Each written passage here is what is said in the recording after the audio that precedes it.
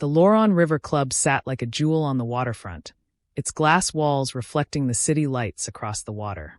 I stood outside for a moment, watching my breath cloud in the November air, tugging at the hem of my 5-year-old dress. Through the windows, I could see my family already seated at a long table, laughing over wine I knew cost more than my weekly groceries. "You can do this, Emma," I whispered to myself, clutching the small gift bag containing Uncle Richard's birthday present. A vintage compass I'd found at an estate sale, carefully polished until it gleamed. He collected nautical antiques, and I'd spent 3 months saving for it. The hostess at the entrance looked me up and down, her smile professionally neutral. "Good evening. Do you have a reservation?" "I'm with the Blackwood party. Richard Blackwood's birthday dinner." Her expression shifted slightly, recognition of the name, followed by another assessment of my appearance. "Of course. Right this way." The restaurant was even more intimidating inside. Crystal chandeliers cast warm light over tables dressed in crisp white linen. The soft clink of silverware and murmur of conversation spoke of money and privilege. My heels, the ones I'd had resoled twice, clicked too loudly on the marble floor. "Emma!" My cousin Victoria spotted me first, her voice carrying across the dining room.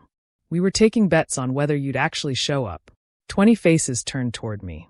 My extended family in all their glory, successful lawyers, doctors, real estate moguls. And me, the freelance graphic designer who'd been living on ramen and determination for the past 6 months while building my business. Of course I came. It's Uncle Richard's 70th.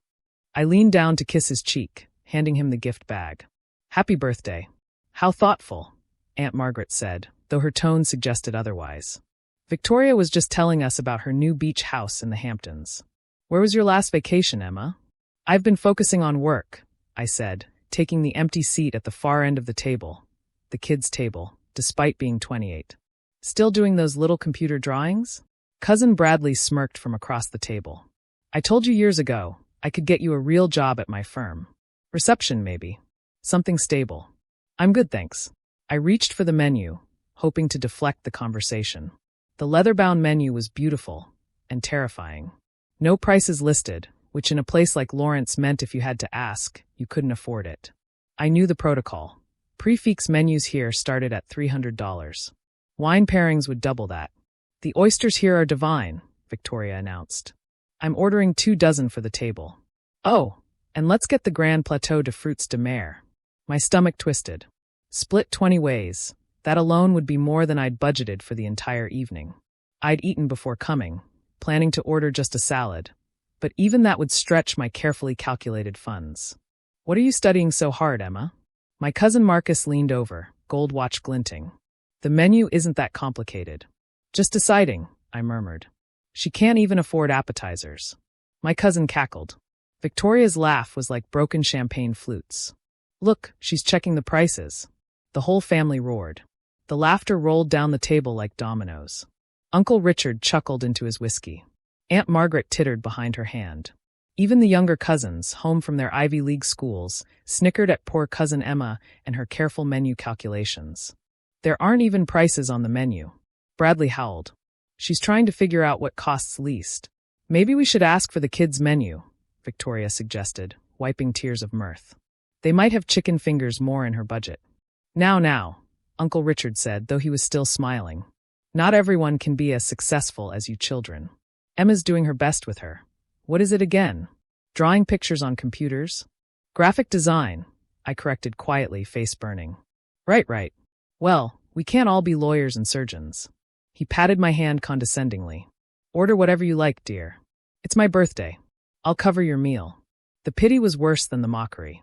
I opened my mouth to respond when a presence appeared at my elbow. The waiter leaned in. "Ms. Blackwood, shall we prepare your usual table in the owner's suite?" The words fell into the sudden silence like stones into still water.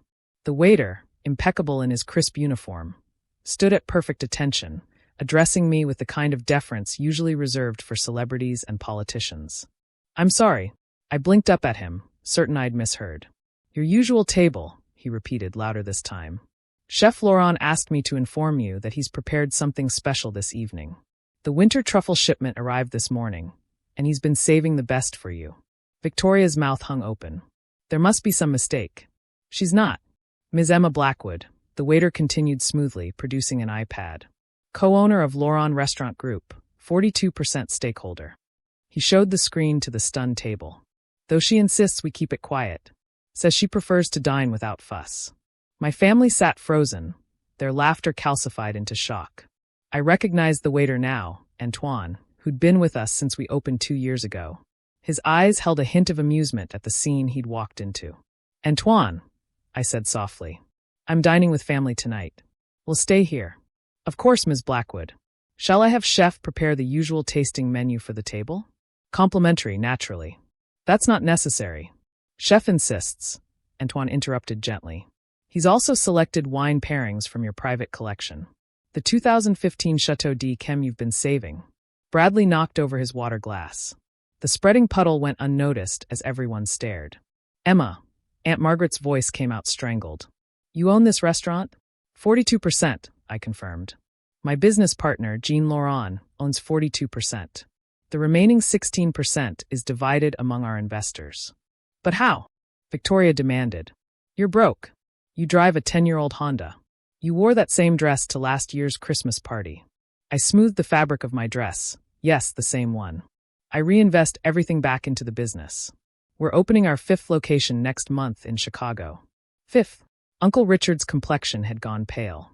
Laurent River Club here in New York, Laurent Bistro in Boston, Chez Laurent in Philadelphia, and Laurent Garden in D.C.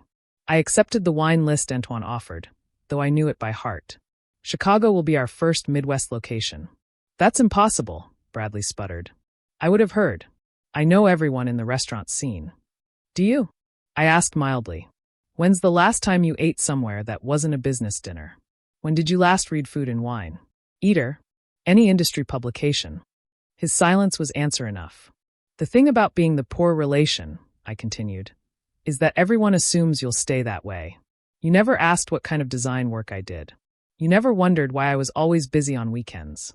You never noticed when I stopped accepting your charity invitations because I was working 18-hour days building something real. But you could have told us, Aunt Margaret protested weakly. I tried. 3 years ago at Thanksgiving, I mentioned my new business partner. Victoria asked if I was dating my boss. When I clarified it was a business partnership, Bradley offered to check the contracts because I probably didn't understand the terms. Uncle Richard suggested I focus on finding a husband instead of playing businesswoman. The memory hung in the air between us, undeniable.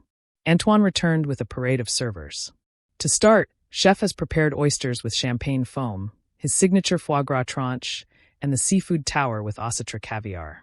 This is just the beginning, of course. This must cost, Marcus started. About $12,000 for the table, I supplied. At menu price. Our cost is roughly $3,000.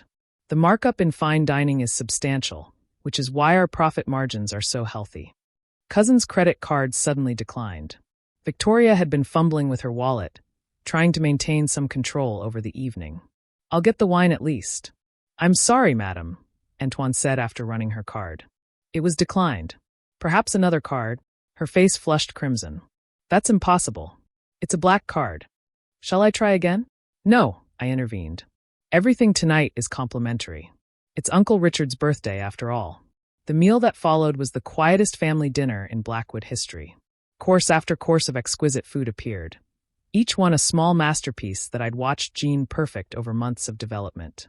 My family ate in stunned silence, occasionally stealing glances at me as if I might transform into someone else entirely. The thing is, I said as dessert arrived, Uncle Richard's favorite chocolate soufflé with gold leaf. I learned something valuable from all those family dinners where I sat at the end of the table counting pennies. I learned that wealth isn't about what you show off. It's about what you build. Why didn't you tell us when you succeeded? Uncle Richard asked quietly. Because I needed to know if I could make it without the Blackwood name, without the connections, without the safety net. Every loan I was denied, every investor who passed, every vendor who wouldn't extend credit, I solved those problems myself. Built relationships myself. Earned trust myself.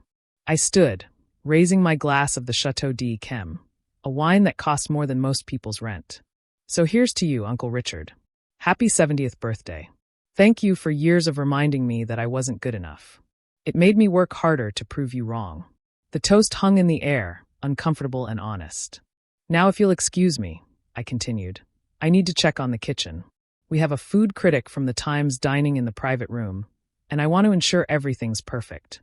I walked away from the table, heels clicking on marble with new confidence. Behind me, I heard Victoria whisper furiously, "Did you know about this?" "No one knew," Uncle Richard replied, sounding every one of his 70 years. We were too busy laughing to notice.